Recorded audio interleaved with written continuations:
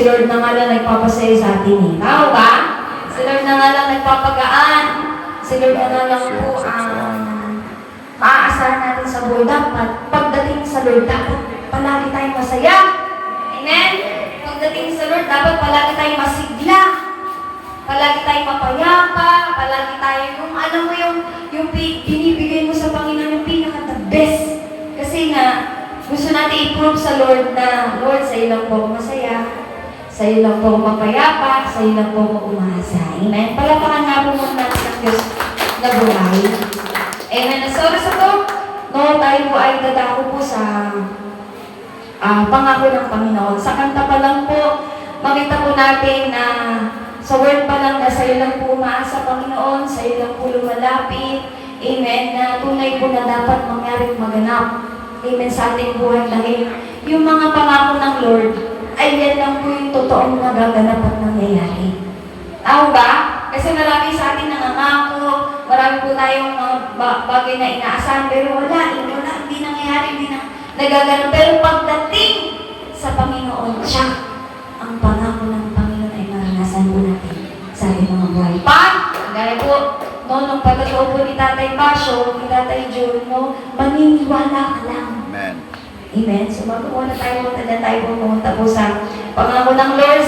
Makipagbukas po ko sa inyo sa aklat po ng Ikalawang Samuel, chapter 7, verse 18 to 21. Basahin po natin ang salita ng Diyos. Makipagbukas po ko sa inyo sa Ikalawang Samuel, chapter 7, verse 18 to 21. Na ang sabi po rito ay ang panalangin ni David. 18. Pagkatapos nito, pumasok sa tolda si Haring David. Umupo at nanalangin. Si Haring David, amen. Ang sinabi niya, ako po at ang aking pamilya. Siya po at ang kanyang pamilya. Kaya napakasarap na naglilingkod ko sa Panginoon. Extended yung promise, yung kabutihan, yung alam mo yung mga pagpapala ng Diyos sa ating pamilya. Kasi sabi ni Haring David, ako po at ang aking pamilya ay hindi karapat-dapat. Grabe ka, humble, no? Ni David. Ay hindi karapat-dapat sa lahat ng kabutihang ginawa ninyo sa akin, Panginoong Diyos. 19. Maaaring maliit na bagay lamang ito sa inyong paningin. O Panginoong Diyos, subalit napakalaki para sa amin. Ito Panginoon Lord, sapagkat tiniyak na ninyo ang magandang kalagayan ng sambayanan ko para sa hinarap. 20. Wala na akong masasabi sapagkat kilala ninyo ang inyong lingkod. 21.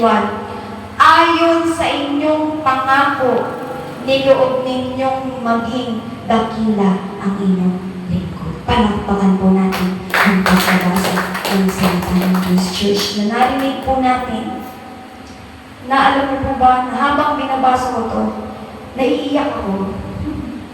Kasi grabe kabuti, grabe gumalaw, kumilos ang Panginoon sa buhay ni David. Amen? Hindi lang mamang po sa buhay ni David, kundi sa buhay din po ng kanyang pamilya. Na sinasabi ni David na grabe ka humble, grabe magpakumbaba si David, na sinasabi niya na hindi po kami karapat-dapat. Na ganun din po tayo, church. Na pagdating sa kabutihan, pagdating sa pagpapala, pagdating po sa kagalingan, sa proteksyon, sa lahat ng mabubuting bagay, amen, na ginagawa ng Lord sa ating mga buhay. Di ba hindi naman tayo karapat-dapat? Pero sabi ni David, ayon sa inyong pangako, ay naranasan niya at naranasan ng kanyang pamilya. Alin po yun? Yung tiniyak ng Diyos ang kalagayan. Amen? Okay, tiniyak, ang sabi doon, bakit po nagpapasalamat si David? Bakit po siya nananalangin? Bakit po? Amen? Nananalangin si David, sabi niya, sapagkat tiniyak na ninyo. When you say tiniyak, sinigured, sinigurado na ng Panginoon. Ang sabi niya, tiniyak ninyo ang magandang kalagayan kalagayan. Nino daw po ng sambayanan ko para sa hinarap. Na pinag-uusapan at sinasabi po ni David yung future. Na sinasabi po natin madalas na nangyari, nagaganap sa ating buhay, nag-aalala tayo. Amen? Nag-aalala tayo, lalo higit ang mga kabataan. Amen? Ako rin po noon. Nung ako po hindi pa po nagka-college, nag-aalala na ako sa kinabukasan ko. Paano ko magkakaroon magandang kinabukasan, paano pamilya ko. Alam niyo po ba na nag-aaral ako, ang main goal ko lang ay makakuha ko ng diploma. Kasi nga, ayun ang pananaw natin. Amen?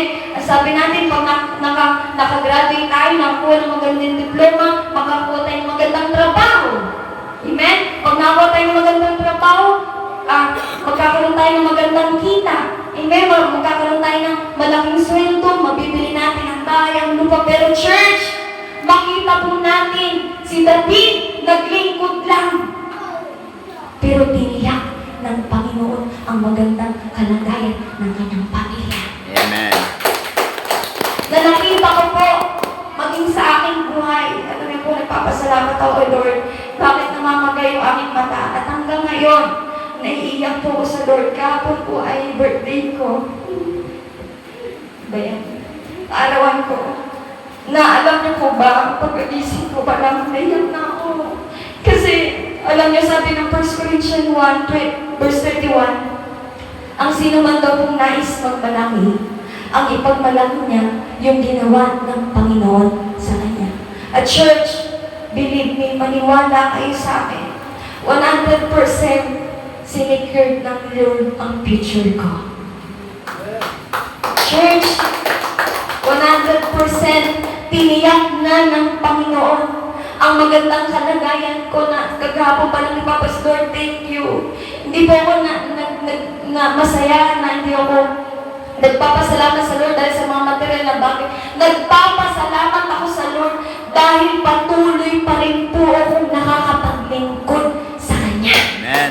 Yun, pribilegyo ng Diyos na hindi po tayo nawawala, na hindi po tayo naaalis kasi alam niyo, church, isang bagay na naunawaan ko, hindi po natin maiiwasan ang mga problema. Tama? Hindi po natin maiiwasan ang mga pagsubok sa buhay. Pero hindi rin po natin mapipigilan ang pangako ng Panginoon na maranasan natin araw-araw. Kaya habang binabasa ko, sabi ko, Lord, thank you. Hindi lamang po ako, kundi kayo, at hindi lamang po si David ang tinitiyak ng Panginoon ang magandang kalagayan, kundi tayo lahat. Amen. Ipinapangako po ito hindi lamang po kay David, kasi wala pa pong Jeremiah chapter 29 verse 11. Diba sabi ko, sapagkat batid ko ang mga plano ko, mga plano mo sa inyo, mga plano hindi ninyo ikakasama. Mga planong magbibigay sa inyo ng punong-puno ng pag-asa sa inyong kinabukasan. Na ibig sabihin, wala pang Jeremiah 29 verse 11, tiniyak na ng Diyos na ang kanyang mga plano ay mangyayari at magaganap sa iyo at sa akin. Amen. Amen? Di ba kayo natutuwa na sinasabi ng Diyos ngayon na yung future ng pamilya mo, yung future ng buhay mo, yung kalagayan mo, yung protection mo, yung pamilya mo, yung kagalingan, yung mga pagpapaka, yung mga himala, ay siguradong matatanggap po mula sa Diyos. Amen. Kaya nga nakakatouch ko sa buhay po ni Tatay Basyo, bago pa lang yan. Pero naranasan na niya ang mga pangako ng Panginoon, ang kagalingan, kapayapaan. Dati nagpipray lang po si Mama Jonalisa. Amen, Panginoon, Lord, yung mga magulang ko, pero God is good. Ayan na! Kasi sabi ng Mark 9:23, everything is possible for one who believes. Na ibig sabihin, mangyayari daw po ang mga bagay dun sa mga tao na sino man daw po nananampalataya at naniniwala. Amen. Ganun din sa ating mga boy church. Ipinapangako ng Diyos sa araw na ito na sigurado na sa kamay ng Lord yung kinabukasan niya. Kaya huwag ka na mag-alala, huwag ka na umalis, huwag ka na matakot, wala naman po masama magtrabaho. Wala din po masama magnegosyo. Wala din po masama mag-aral, pero wag mo hahayaan na hindi ka makakapaglingkod dahil dyan. Amen. Amen? Kasi si David, nakita ko po, grabe ang labanan ng buhay habang naglilingkod siya sa Lord. Kaliwan kanan, hindi niya na maunawaan, hindi niya na maintindihan talaga. Ganun din sa ating mga buhay, problemang pagsubok, wala kaliwan kanan. Sa amin nga po, kahapon paghayo naiiyak bagamat wala pa si Kuya David, naiiyak siya. Kami rin naiiyak. Kasi alam niyo, church, hindi kasi natin kakampi sa Satanas eh. Kaya, grabe, yung mga, pag maunawaan mo, eto maunawaan mo, pagkakampi mo si Satanas, hindi ka niya guguluhin. Kakampi ko siya. Hindi ka niya papadala ng mga kung ano-ano. Pero pag hindi natin kakampi si Satanas, sigurado ang mga problema, sigurado ang mga pagsubok, sigurado talaga ang mga pangit na bagay mangyayari magagaling kasi hindi nga natin siya kakampi. Ang kakampi natin ay ang Diyos. Amen. Pero sa kabila po ng mga problema pagsubok, church, maniwala ka, natutulungan ka. Amen. Tingnan mo sila, bagamat wala si Ate Joy talagang makikita mo yung mga totoo na sumusunod sa Panginoon, talagang dinadahas. Dinadahas. Pero may pangako ang Lord. Maniwala ka lang, sabi niya nga kahapon maglilingkod na kami, wala no? Pero sabi niya, yun ang first priority na sabi niya, yan ang pinakatamang desisyon na dapat niyang gawin. Yung maglilingkod na daw sila, priority na daw nila, wala, siguro umulan. Pero church, ito po, pakita po natin sa ating buhay na ipinapangako ng Lord ngayon sa ating mga buhay, sigurado na ang magandang kalagayan natin sa Diyos. Huwag ka nang aalis. Kalabitin mo yung katabi mo, huwag ka nang alis kay Lord. Kasi pag umalis ka, nako, walang magandang kinabukasan ang darating sa'yo. Amen? Walang proteksyon, walang kagalingan, walang pagpapala, walang kapayapaang dadating sa'yo. Dahil sinasabi, di ba? Ang pangako daw po ay para sa mga mananampalataya. Naniniwala. Kaya pag ikaw nawala, ibig sabihin, hindi ka nanampalataya kay Lord. Hindi ka naniniwala kay Lord. Amen? Kaya pag nandyan ka, kalapitin mo, naniniwala ka pala kay Lord na, praise God. Akala ko kasi hindi eh. Amen? Praise God, naniniwala ka. Praise God din, dahil mangyayari, magaganap, sigurado na secured na ang magandang kinabukasan. Amen. Kalapitin mo yung katabi mo, secured na pala ito kay Lord eh. Amen? May magandang ka ng kinabukasan kay Lord, kalapitin mo. Amen? May maganda ka ng kalagayan, kagalingan, pagpapala, himala, siya. Na mangyari magaganap po talaga ang lahat ng yan. Kapag po tayo, naniniwala at nananampalataya sa Kanya. Ano ba natin ang salita ng Diyos? Wala lang po ang maikli po ng pangako ng Panginoon sa ating mga buhay, no? Na church, maniwala kayo. 100%. Sigurado po talagang magandang kinabukasan. Kasi kagabi, huwag daw po natin aasahan. Sa awit 16 verse 5, dapat po ang asahan natin ay ang Diyos lamang. Dahil ang kinabukasan daw po natin ay nasa kamay ng Diyos. Hindi nasa kamay nino, ng ating mga magulang, ng inyong mga anak, ng trabaho, ng pinag-aralan, ng diploma. Hindi. Kasi ako napatunayan ko hindi po. Noon, binali ng Diyos ang aking pananaw na kapag nakagraduate ako, makakabili ako ng lupa. Na kapag nakagraduate ako, makakapagpatayo ako ng bahay, magkakaroon ako ng negosyo, mapagpapala ako, makakapaglingkod pa. Hindi, church. Hindi po diploma. Maging aking mga magulang binali. Kasi sabi nila, pagkatapos mo ng mag-aral, tingnan nyo, nung di pa po ako nag-aaral, di pa po nag-aaral pa lang po ko. Nasa third year pa lang ako, sabi ng nanay ko, o pag nag-graduate ka, susustentuhan mo kulit-kulit ko para makapagsugal ako ha. Parang nagdalawang isip ako, o kaya, susuportan ko para makapagsugal, puri ng Panginoon! Naluha ako ha. Pero God is good, church. Maniwala kayo. Kahapon, iyak ako na iyak sa Lord kasi bagamat may kalungkutan kasi 27 na ako eh. Sabi ko, ba't gano'n? Ayoko talaga matagdag. Okay lang ako mabuhay. Okay lang. Huwag nga matagdagan.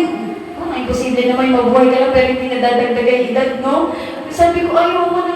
Lord, okay na mabuhay na ako araw-araw. Huwag mo lang sabihin 27 na ako. Huwag mo lang sabihin 28, 29. Huwag na yun, amen? Kasi nila mo, yun yung kalahating na pag-iyak ko na, Lord, 27 na talaga ako. Kala ko 17 lang. Kala ko 17 lang, no? Sabi ko pag 17 lang. Pero alam mo, church, alam nyo, ang buhay po talaga, kung bakit po tayo patuloy binubuhay ng Lord, ay para makapaglingkod sa Kanya. Hindi po para mag-enjoy, para gumala, para kumain, para mag-gawin yung mga bagay na gusto natin gawin. Hindi. Pagkagising ko, natutunan ko para patuloy kang maglingkod sa Diyos. Amen? Kaya kayo po, nadadagdagan ng inyong buhay, dapat po, the more na naglilingkod pa kayo sa Panginoon. The more na sumusunod kayo, the more na tumatas. Kung dati late ka, dapat hindi ka na ngayon late. Kung dati hindi ka sumusunod, dapat sumusunod ka na rin. Kasi, pribilehiyo ng Diyos mabuhay kayo. Amen? Mayabang ka pag sinabi ko, birthday ko pa rin bukas. Ay, birthday ko pa rin next year. Mayabang yun. So, pag sinasabi niya, ay, next year, ano birthday ko? Sigurado ka, buhay ka ba? Hello? Kalabitin mo yung katabi mo. Baka di ko sigurado mamaya, ah. Amen? Alam niyo, ang pinakamasarap na pag-usapan yung kamatayan. Oo, sa lahat po ng nakakasama ko, laging bukang bibig ko kamatayan. Kasi gusto ko po mag-ready tayo eh. Kasi kung hindi ka mag-ready sa kamatayan, puri ng pang naghirap ka na dito sa lupa, maghihirap ka ba sa ilalim ng lupa? Huwag po. Huwag. Kasi iba hindi naniniwala sa impyerno kahit Kristiyano na eh. Meron ganyang Kristiyano. Meron mga Kristiyano nakakausap ko sa aking tindahan. Ako nagpapasalamat sa Lord, may mga Kristiyano backslider. Na-encourage natin sila. Ba't sila na backside? Nagbebenta silang babe. Ay, kasalanan sa Diyos yan, kapatid. Kaya natutuwa talaga. Meron nga eh. Meron talaga, alam niyo sa ibang churches, kahit pastor may asawa na naghahanap pa rin. Grabe, pastor na. Tapos sabihin pa, kasi nagulat siya, sabi niya, parang Kristiyano ka. Sabi ko, opo, Christian po ako. Sabi niya, ano ka, for gospel po. Sabi niya, oh, praise God, kasi nakikita ko sa ano mo, na ganyan. Basta, di ba? Gumaganyan-ganyan. Sabi ko, parang ano ba yan? Na-instruct ba yan? Sabi, ang ganda na. Sabi ko, siguro pastor na po kayo sa church niyo. Sabi niya, nagwagan na. Tapos, nahuli ko balik-balik sa tindahan namin eh. Sinechepo na, kasi ang bantay ko si Kuya Makmak. Balik-balik siguro. Tapos isang beses, sabi ko, ba't po kayo galing dyan? Siguro po natin niyo yung misis niyo, no? Ay, di nahuli ko, may misis. Susuburin ako. Sabi ko, pastor, tapos ganito, karot? Ako nahabang. Ako lang, sabi ko, ano ba ito? Pero bro, hindi ko na yun eh. Kumbaga parang naano sila na meron talaga sa ibang church. Alam niyo, matakot kayo sa Diyos. Sila parang sa pastor, walang takot sa Diyos. Parang noon ay mga word, basta iba, naghanap siya ng mga, may masarap may kasama sa Panginoon na naglilingkod ka ng babae. Okay. And then, sabi ko, grabe talaga. Pero God is good, church. Maniwala kayo sa akin, ako 100% ipagmamalaki ko, tiniyak ng Diyos ang maganda kong kinabukasan. Kahit hindi pa ako nakagraduate, binigyan po tayo, habang ng Diyos yun. Kaya naiiyak ko, pag sinabi mo, ang palad mo, may negosyo ka, hindi po. Galing yan sa Diyos para makapaglingkod pa po ako patuloy sa Kanya. Kasi kung magtatrabaho na, try ko na magtrabaho na isang linggo, ang worldly. Pero kahit barkada mo yung, parang barkada mo yung amo ko kasi engineer, masarap buhay, mas malaki sahod, tapos makapaglingkod pa ako. Pero ang hirap pala, pag naglilingkod ka sa trabaho, ati, yung gusto mong tumalo, hindi ka makadalo, pero kailangan mo eh. Pagpapaalam ka, sabi ko, sir, pasensya na, naalala ko ng way back, 2023, 2024, nag-work ako. Nag-try ko lang naman, as accountant, nagpaalam ako, sabi ko, sir, alis ko kami santol. Alam mo, wala tabang hanggang sa santol. Sabi ko, ako nagpamali. Sabi ko, ang hirap naman ito. Di ba, na, naniniwala ko, bubuhay naman ako lang. Tingnan nyo, binubuhay pa rin po ng Lord kahit hindi ako nagkakamali. Kaya church, maliwanag, manampalataya kayo kung paano ginawa ng Diyos kay David na tiniyak niya ang magandang kalagayan ng buhay niya at ng pamilya niya. Ganon din ikaw at ako. Amen. Amen? Naniniwala ba kayo? Sigurado na magandang kinabukasan mo sa Lord? Amen. Malakas na amen nga po dyan para marinig ni Lord. Amen! Kasi sigurado talaga pag ang Diyos, ito yung sinasabi, natin yung 17. No? Ito yung sinasabi po ng pagkakaligaya ka sa Panginoon. Amen. At lahat ng pangarap mo ay iyong makakamtan. At alam niyo, hindi pa kayo pagpapasalamat kaya natin 17 na eh. Sa susunod na lang po kasi grabe talaga. Kabuti ang Panginoon sa aking buhay. May pagmamalaki ko na hindi pwede yung mag-excuse ka na hindi ako makapaglingkod kasi may trabaho, may negosyo ko, ay pagod na. Ay hindi. Hindi totoo yan. Makakapaglingkod ka pa rin kahit may trabaho, may negosyo, nag-aaral, pagod ka dahil ang priority mo at mahal mo ay si Jesus. Sige po, palapang na susunod na tayo. Sabay ko naman.